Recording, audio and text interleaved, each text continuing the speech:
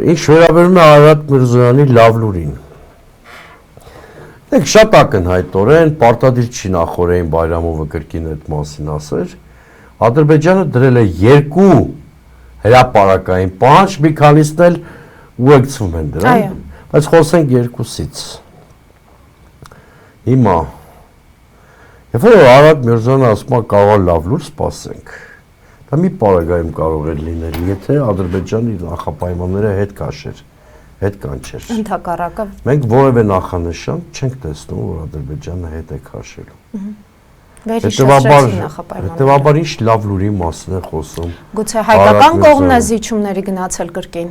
Հա, որը երևի դարձյալ փաթեթավորելու են որպես դիվանագիտական մեծ հաջողություն։ Որ մենք դրա նախադեպը ունենք, ասենք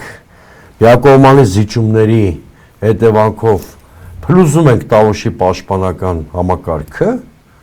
հետո Նիկոլ Փաշինյանը դա նկարագրում է որպես իրական Հայաստանի գաղափարախոսություն եւ աննախադեպ դիվանագիտական նվաճում։ Այսինքն այո, ձեր մտահոգություն, հարցադրում, հուշումը լեգիտիմ է,